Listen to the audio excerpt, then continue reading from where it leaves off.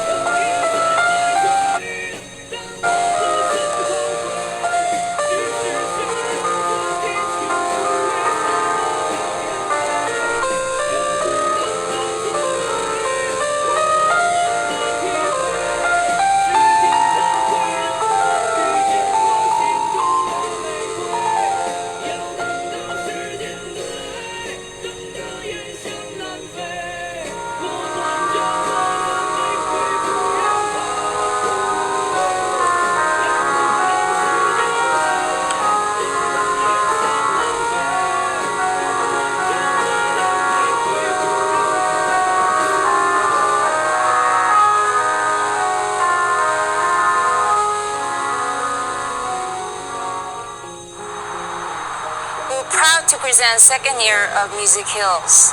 HKJNA has been championing the benefits of music therapy, the therapeutic and healing power of music.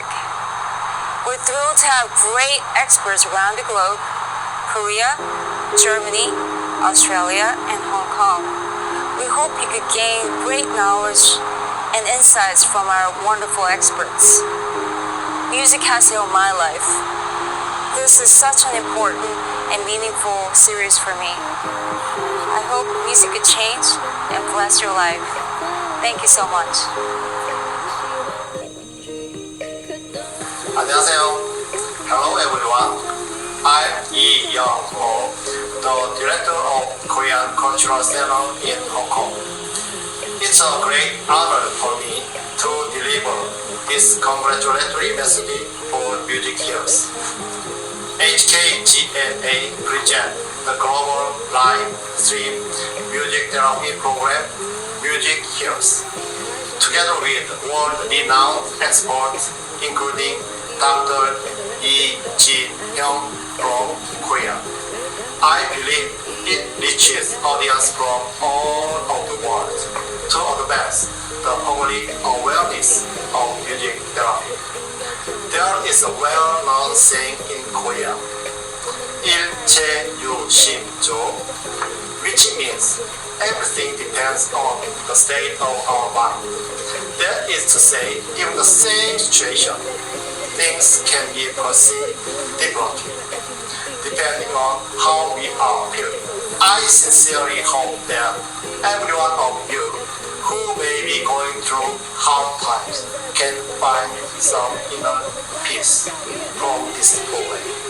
I am expressing my deepest gratitude to HKGNA and Ms. Michelle Kim, who has hosted this meaningful program. As for all of you who are watching this, I would like to end with a short message of encouragement. Love yourself, love myself.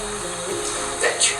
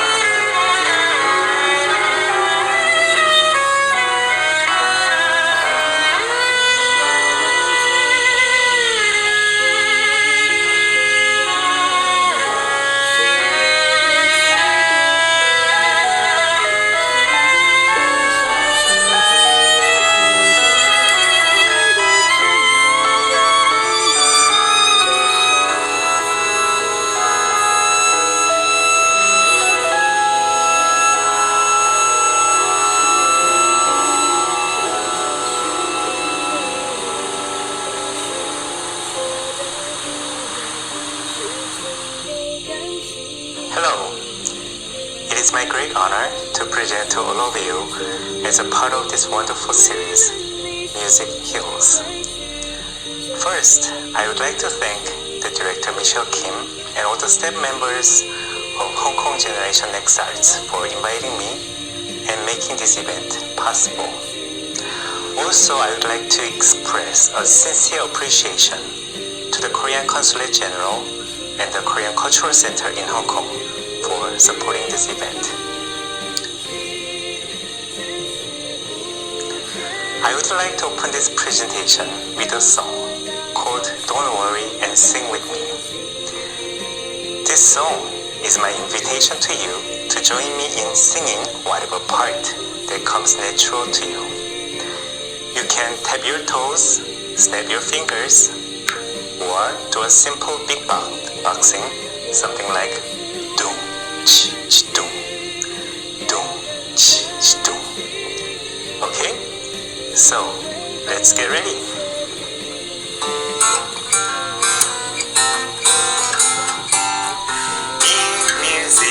Connect in harmony. In music we express in melody. Rhythm makes it fun. No such thing is wrong. Don't worry and sing with me. With music we sing our life stories. With music we play our life glories. Just enjoy our song. No such thing is wrong. Don't worry and sing with me. In music we connect in harmony. In music we express in melody. Rhythm makes it fun. No such thing is wrong. Don't worry and sing with me. With music we sing our life stories. With music we play our life glory. Just enjoy our song. No such thing is wrong. Don't worry and sing with me. Don't worry and sing with me. One more time. Don't worry and sing with me.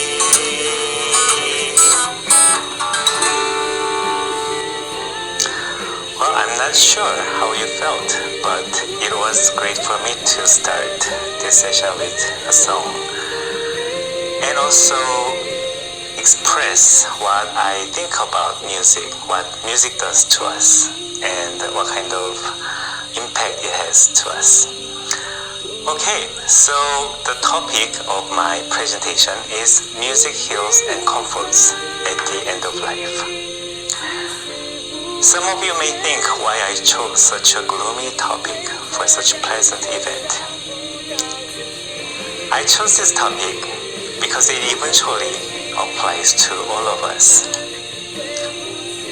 We know that all of us will die someday. We have lost our loved ones in the past, so we know that it's an inevitable fact. In fact, due to the ongoing worldwide pandemic of COVID-19, many people's lives have been shattered by it, and we have endured a great suffering for a long time. Therefore, I thought this is a good time to talk about how we want to spend our final days.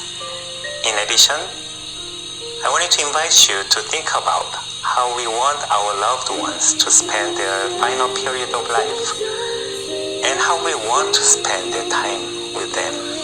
According to a study, most people want to die peacefully at home, surrounded by people that they love. Many also wish to feel less pain, have some control over their lives, stay alert, do not become a burden to loved ones.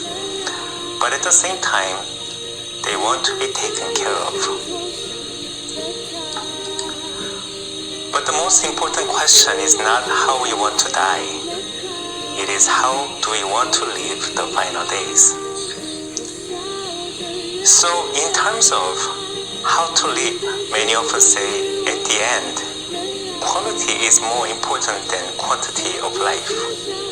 In other words, people do not want their lives to be consumed by pain or illness, but still maintain some levels of control and dignity, and be in good terms with their loved ones. To address this need for quality of life at the end of life, many countries offer hospice and palliative care services to those suffering from life-threatening illnesses. I won't go too much in detail about what hospice and palliative care services are, as that's not the main topic of this talk.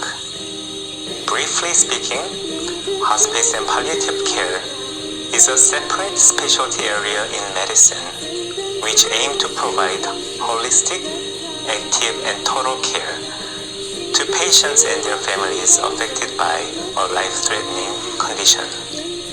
This timeline shows the difference between palliative care and hospice care.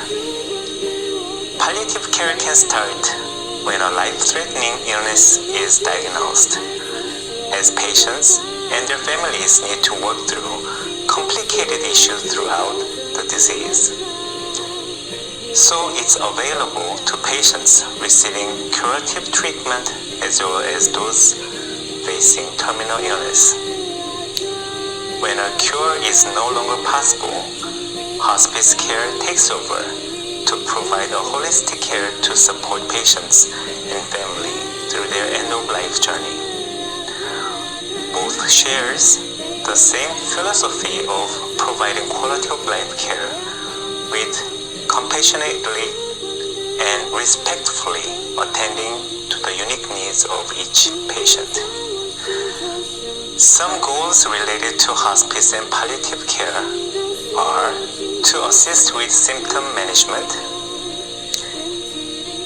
to reduce perceived levels of pain, to alleviate stress and distress, and to provide psychosocial care to support during the difficult time.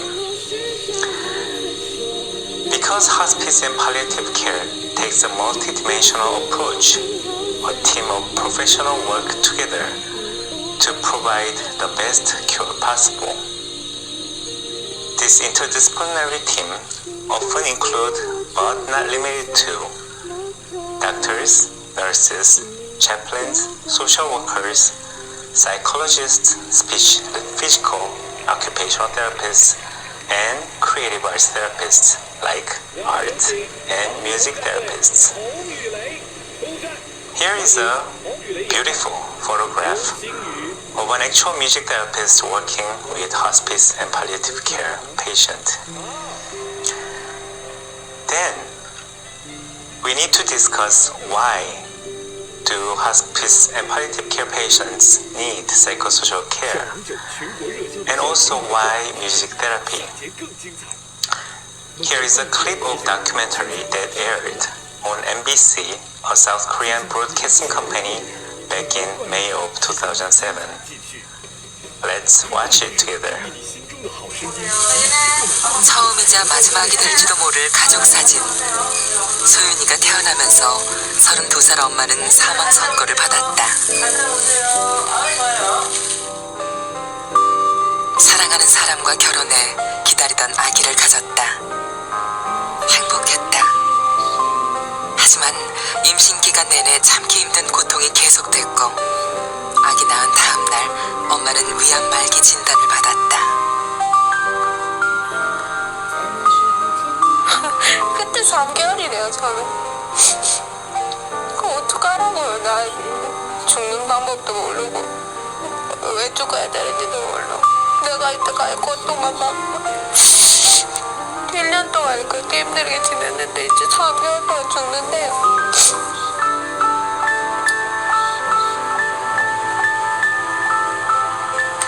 죽을 수 없었다. 그녀에게는 딸이 있었다.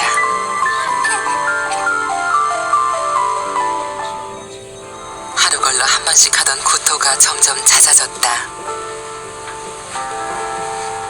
소봉 씨는 음식을 먹지 못했다. 두꺼비처럼 웅크린 채 고통스러워하는 밤이 늘어났다.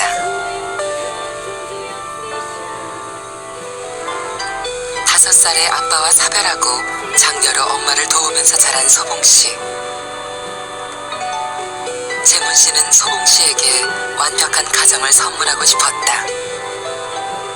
그런데 꿈을 향해 한 걸음을 뗀 순간 모든 것이 무너진 것이다. 소봉 씨가 처음 검사를 받았을 때 위에서 시작된 암이 간과 임파선으로 전이되어 있었다. 수술도 이미 너무 늦어버린 상태였는데 지난 3개월간 전이된 암덩이가 훨씬 커져 있었다. 절망이었다.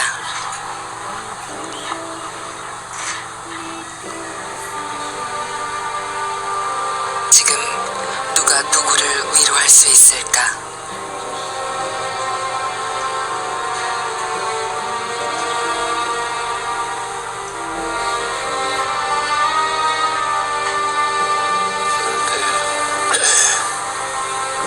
어머니하고 내가 있잖아.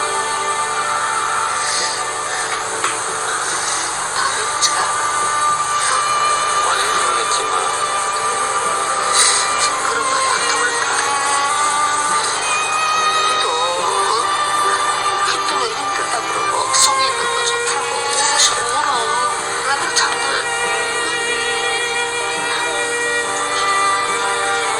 힘든데 참으러 갔는데 미안하다.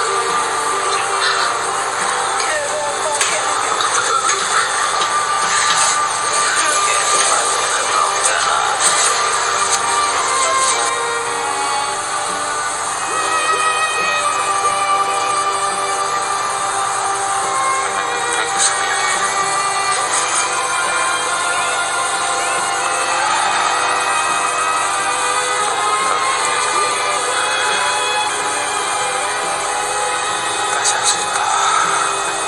서울로 가서 말을 할 건데 판단을 잘못하는 게 너무 익숙하다 그지? 박자까지 살아야지. 응?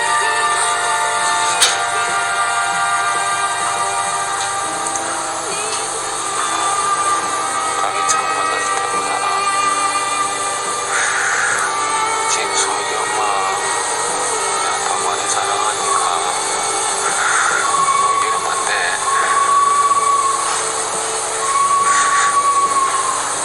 넘기지 마.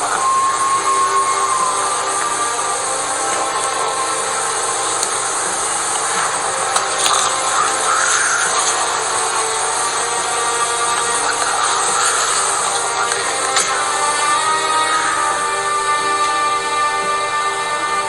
미안해. 이대로 죽음을 기다려야 하는 걸까?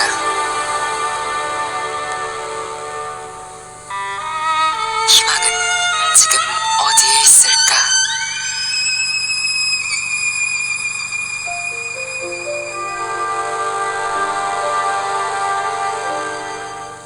So these issues are highly complicated without an easy solution. Patients need professional service. As you saw in Sobong's case, the biopsychosocial impact of life-threatening illness is so profound and devastating.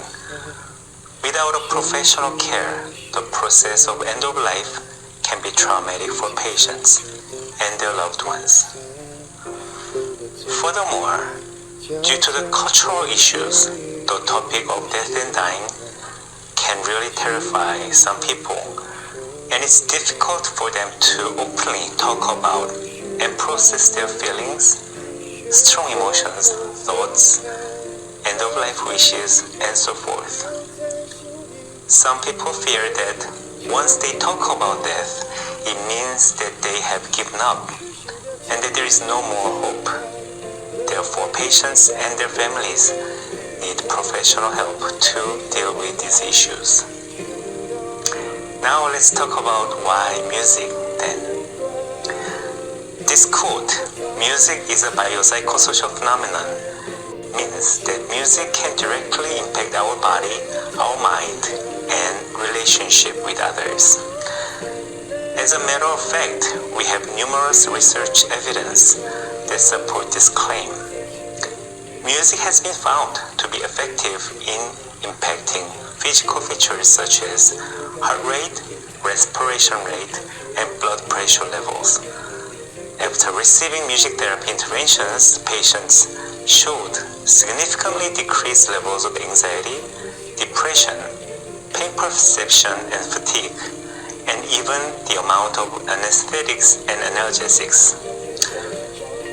We know that music can improve quality of life among patients suffering from serious illnesses. Simply put, music goes beyond what words can express. It's easier to express feelings and identify emotions with music. Music is a wonderful medium to validate and express what we feel. Also, since music has been a part of every joyful and meaningful life moments, it's helpful to look back one's life and process that through music. Because music has accompanied the patient's life and their family life's journey. The process of making music brings people together. It's much easier for us to build a good therapeutic relationship with patients, and also making music often help family members reunite and communicate. So with this powerful therapeutic tool, music therapists help hospice and palliative care patients with the following. We use music systematically to alleviate various symptoms such as pain and anxiety. We help patients tell their stories through music, which often help them process their intense emotions associated with end-of-life issues. We support patients to find meaning in their life, their strength, relationships, and their achievements. We use music to reconnect important relationships to patients, leading to relationship completion. The work often involves creation of musical legacy, in which we put patients' stories and wishes to a song or music album and present them to family members as a life legacy. Since end of life often brings up spiritual and existential issues, we support that through music. Finally, we help patients and family members to come to a closure and support through the grieving process. Let me share with you a case that was very special to me. Amy was 46 years old when I met her. She was diagnosed with ovarian cancer 4 years ago. She had a relapse a year ago and had been responding well to aggressive treatments. However, her body did not hold up and showed a sudden change of course. I was referred to see her as she was showing symptoms of depression. When I first entered Amy's room, the curtain was fully closed, very dark. With no music or TV, it was very quiet and gloomy environment. She had her blankets all the way up to her nose, as if she was hiding from something. As I introduced myself, she responded with a light smile, but said she wasn't feeling up to doing any music. I said it's no problem, I just wanted to introduce myself and get to know her little, and that I can revisit anytime later. As we talked a little, I saw a picture of a young lady posted on her bed rail, where she could see closely.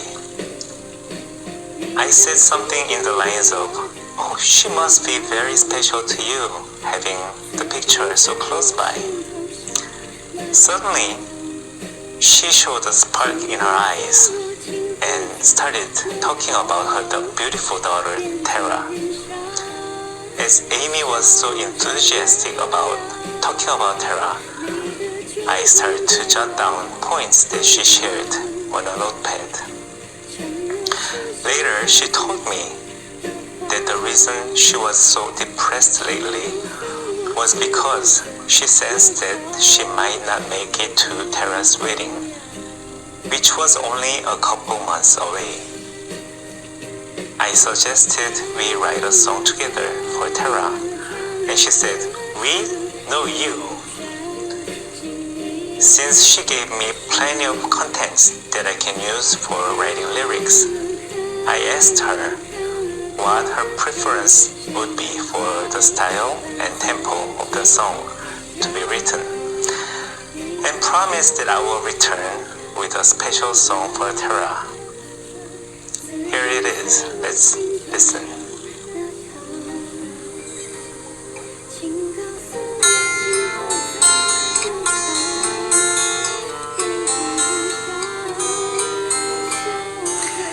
I must have done something so right, 'cause I had my little girl Tara. She turned out to be such a wonderful child. I've never been so proud than I'm now.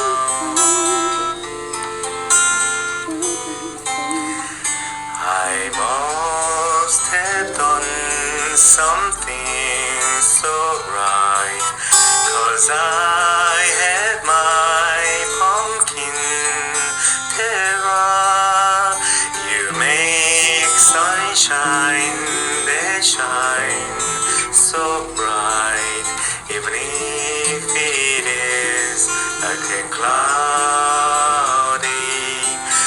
On your wedding day, I wish nothing but happiness, with a joining that will last forever.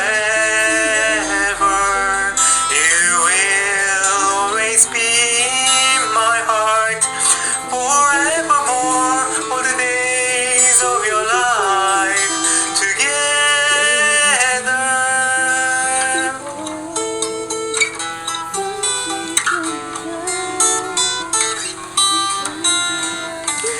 I must have done something so right. My joy with Mike, who loves you so much. You've been so wonderful, I could not ask for more. I love you and I wish you happy wedding. I love you and I wish you happy wedding.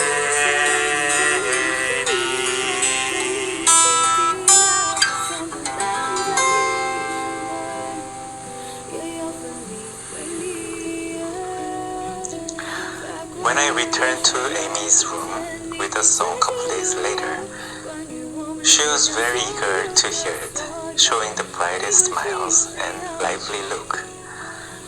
As she listened to the song, she became full of emotions, but very happy.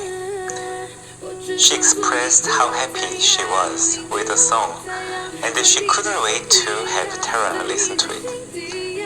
I believe we called Tara and sang it for her over the phone. Amy was discharged to a more comfortable place for end-of-life care, but I offered the song on a cassette tape so she could take it with her. Several months later, I heard from the social worker that Amy did not make it to Tara's wedding. It was Amy's wish that Tara get married as scheduled, so they did. What made it so special and meaningful for her family was that the newlywed couple danced to this music at the reception. As I look back on this case, I realize how music was able to alleviate Amy's distress and create something meaningful for her daughter. It provided a chance for Amy to leave a special legacy and reach a relationship completion with her daughter and son-in-law. This is just a brief description of the flow of how music therapy is provided. The flow differs from one setting to next, so please just keep this in mind as an example. When there are only a few music therapists in a large facility, referral is important. Anyone in the interdisciplinary team would send music therapist messages requesting to see certain patients. This can happen during the regular team meeting as well. We would first try to gather some information about the patient from the chart, from the nurse in charge of the patient, social worker, or sometimes even family members. Then we would go in to the patient's room with a variety of musical instruments, iPad or songbooks, and a gentle smile. We would have conversations about various things, mainly to get a sense of what the patient's needs are and how they usually cope, how their support system is, what type of music and musical activities that they enjoy. At this time, we would make some recommendations or offer choices for patients. Because some patients are not feeling well, patients often decline music therapy. So, hospice and palliative care music therapists are very used to being rejected. It is also a valuable and unique chance for patients to regain control, as they can rarely say no to any other forms of treatments. From the observations and couple musical interactions, music therapists most frequently, with help from the patients, form individualized goals for therapy, whether it's physical, psychological, social, or spiritual goals. This goal can change from session to session, or it can even change within a session to tailor the needs of the patients. Following the session, music therapists would file a report to be included in the patient's chart regarding the goals set, individuals' needs identified, meaningful responses, and future plans of therapy. Music therapy intervention in hospice and palliative care settings are not very different from any other ordinary settings. The focus is on the therapeutic process, not the musical product. The therapeutic process is highly client-centered one, in which therapists seek to empower patients to regain control, find meaning, and come to a resolution of issues that are pertinent to each patient. Sometimes music therapists help clients play or sing preferred or meaningful music to normalize the environment, to facilitate meaningful interaction and self-expressions, to help them refocus from pain and distress, to empower the clients regain control, and to make the time more positive and meaningful. Sometimes music therapists provide various music listening experiences to promote relaxation, to facilitate self-reflection, to reminisce the good and meaningful times, and to help patients process pertinent issues at hand. Sometimes music therapists involve patients in highly creative and improvisational experiences to support creative outlets, facilitate self-expressions and communications, interact in a new and intimate way, to create a life legacy, to share with others, and to find meaning in their life. Here is another case that is conducted by a wonderful music therapist, Jisoo Kim. Ms. Kim and I presented on this topic of music therapy in hospice and palliative care for a group of Korean music therapists a couple of years ago, and she graciously provided this case so I could share it with you today. JH was a gentleman who was diagnosed with bladder cancer in 2013, and he has endured aggressive treatments for past 6 years. He was admitted to the palliative care as his condition aggravated, and further treatment is contraindicated. He was referred to music therapy by the head nurse as he showed signs of denial regarding his condition and appeared depressed. first session, JH seemed anxious and agitated, and expressed how resentful he was of the illness. He said to the therapist, "I got cancer when things were just beginning to get better in my life." Even though he was consumed by negative emotions, he was open to having music therapy sessions. At first, he chose to listen to music that seemed to reflect his depression.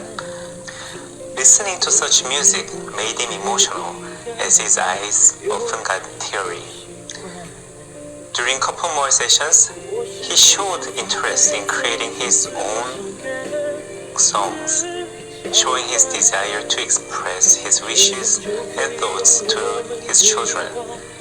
He wanted the music to be bright and cheerful. He especially said, "I want to show my children how sorry I am." The therapist provided a melodic structure so he could come up with words he wanted to say to the children.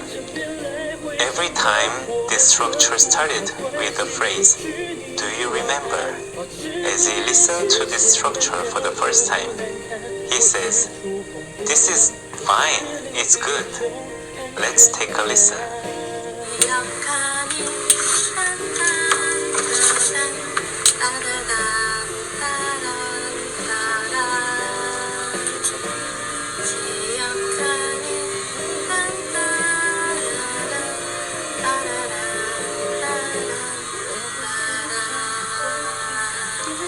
After listening to this structure, he was able to come up with lyrics spontaneously.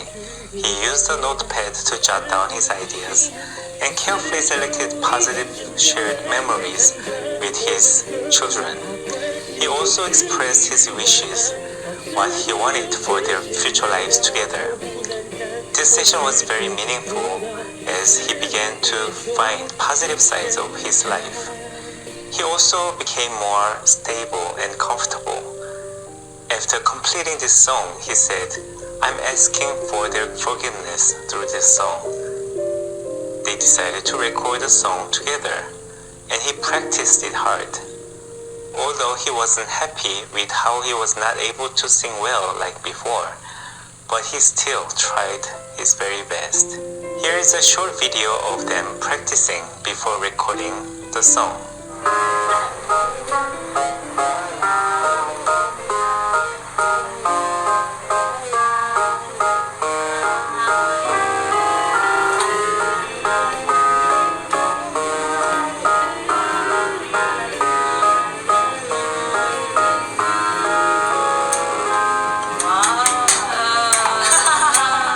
Now let's watch the video that they made when the recording was completed.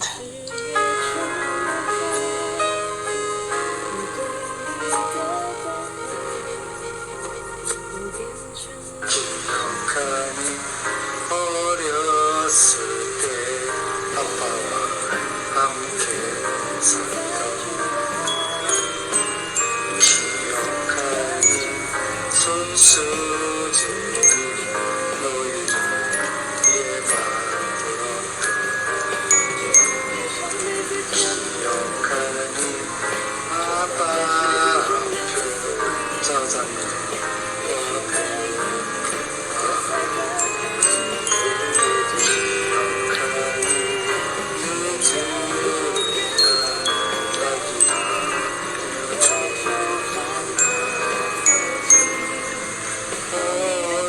추억으로 이제 남겨졌지만 사실 아빠는 참 미안하고 정말 고마워.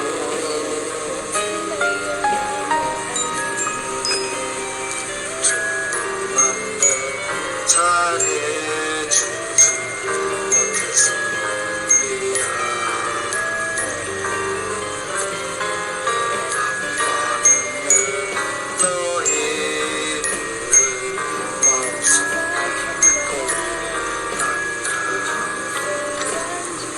즐거움이든 힘들었던 모든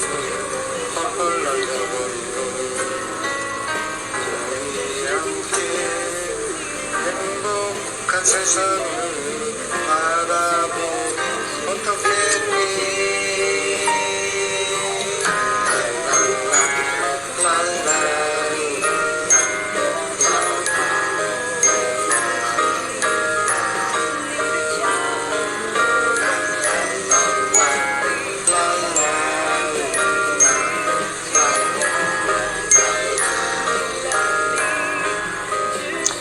From hearing his voice, you can probably imagine how happy he was about this project. He was very appreciative of the music therapist as he shared how his daughter loved this video. Through this process, he showed his desire to mend his relationship with his children as a way of his relationship completion. HJ was seen for several more sessions until he was discharged to a hospice facility. Until then, they continued to use music as an emotional outlet, self-expression, source of relaxation, and meaning-making. Although music therapy in the hospice and palliative care is only at the beginning stage in South Korea, it's one of the fastest growing areas of practice in the West. So I believe we will see such big growth soon in Asian countries too. Yes, this work is highly demanding for therapists, yet at the same time it's very rewarding because it is really about celebrating life and making the final moments special and meaningful. As therapists, we must remember to engage in various self-care practice in order to prevent burnouts and emotional exhaustions. After all, we must remember it's not about death, it's about living. Well, it's time for us to end this talk. I would like to sing goodbye song. The song has a phrase 고마워요, which means thank you in Korean.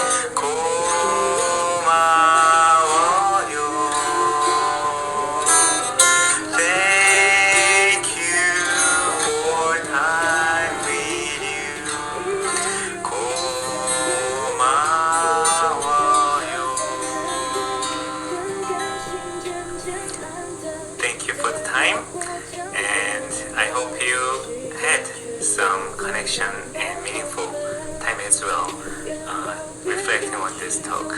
If you have any questions, please feel free to email me. Please take care. Bye.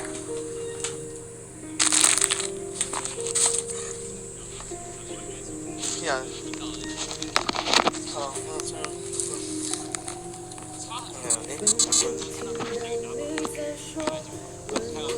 记不记得我该怎么去回应？丢了方向的你，失去爱的指引，找不到我在哪里，然后轻轻忘记。当想你成为习惯，一个人说着晚安，失了魂，丢了期盼，生活也变得简单，沉默的好自然，有温度的晚餐，暖暖的烛光，暖不了冷冷的心酸。当想你成为遗憾，一个人也算圆满，伪装着这份难堪，等感情渐渐暗淡，太多话讲不完，时间却走得好慢好慢，愿告别过去，走向未来的我们，好聚好散。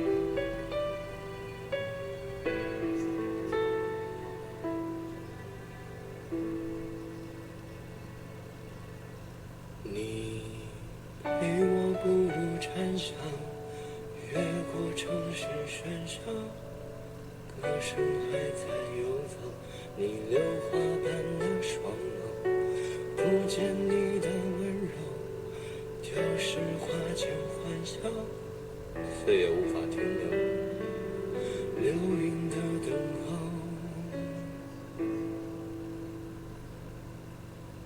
我真的好想你，在每一刻遇见你，选择遗忘的是我最不舍的。这段情长啊，道不尽太多涟漪，我的故事都是关于你呀。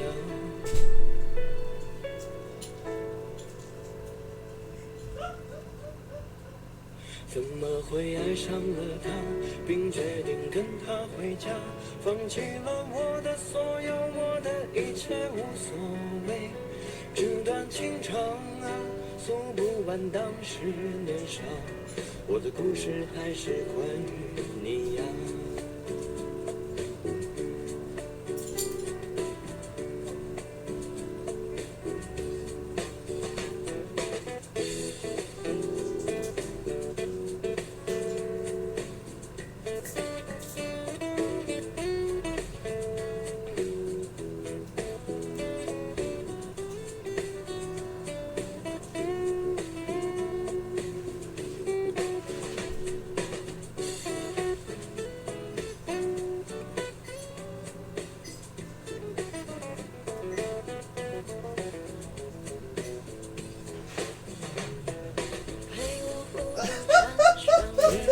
城市喧嚣，歌声还在游走，你榴花般